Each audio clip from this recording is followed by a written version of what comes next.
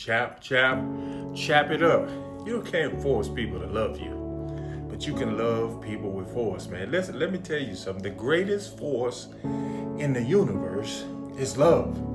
You see, a person doesn't have to be my friend, my partner, and say great things about me in order for me to help them. A person doesn't have to kiss the ring or bow in my presence for me to help them. You see, that's arrogance. That's narcissism. A person doesn't have to believe what I believe for me to help them. You see, that's religiosity. That's not faith. That's discrimination. Because a person chooses to believe other than you. You see, I love people, man, because I know people are one loving hand away from changing their lives. People are one hug away from changing their lives. People are one letter of recommendation away from changing their lives. Let me tell you a quick story, because I have millions of stories after 35 years of being on the front lines. I was a young sergeant. I was high on life. I had changed my life, and I wanted to be a chaplain. Oh my God. It was the first time I actually felt like power, that I can actually do something besides dunking a basketball or throwing a touchdown. And I go to this lieutenant colonel, and I said, ma'am, and I laid out my credentials, which were very little. And I was well-spoken, and I had practiced my speech, and my uniform was tight. And back then, we used to shine our boots, and I put some mopping glow on them things. And I just said, ma'am, I need a letter of recommendation.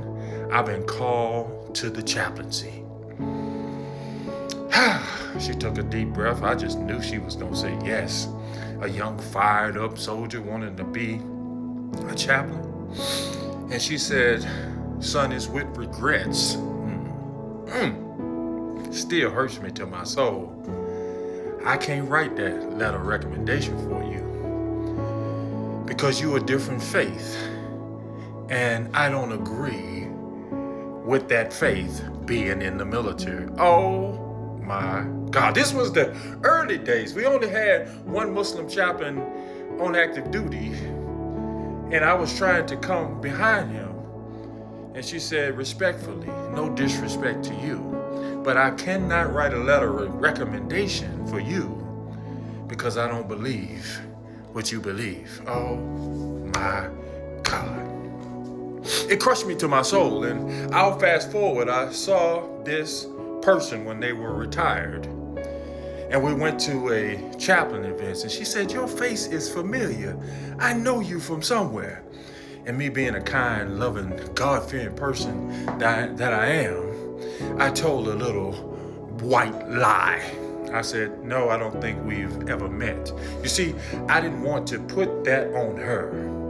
I didn't want her to feel bad for the decision she made. What am I trying to say here? I modeled part of my leadership off of that erroneous thinking that she has. Off of that erroneous thinking that most leaders have. That thinking a person can't be worthy because they don't believe like you. They don't think like you. See, but the Army is about selfless service. It's about integrity. It's about duty. It's about honor. It's about respect. I don't think it has anything in there that says that we all have to think alike and believe alike. It means taking care of our soldiers who are in the foxhole right next to us, taking care of our leaders who are above us, and ensuring that we uphold the standards of our nation. I'll belabor you. The hurt that caused inside. But sometimes my lesson for you today, that hurt, that rejection, and that discomfort that you feel turns you into the leader that you must be. And I tell you this story because it was a young Christian chaplain who now just finished chaplain candidate school. He says, sir, thank you for writing my letter of recommendation.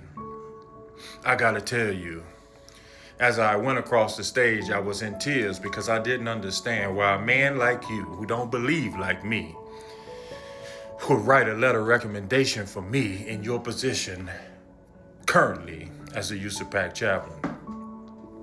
I say, young man, I don't have to believe what you believe to believe in you. No, I'm gonna say that again because some of you people are confused with influence, with leadership, and who you're supposed to be as a human being. I don't have to believe like you to believe in you. I say, young man, I want you to take this chaplain's corps to the next level. I'll be gone. I'll be sitting in a rocking chair. No, I won't. I'll be lifting weights. I want you to take this chaplain corps to the next level and make it better than it currently is. I don't have to believe like you to believe in you. Don't let that go over your head. Woo! 2-a-days, baby. Let's get after it.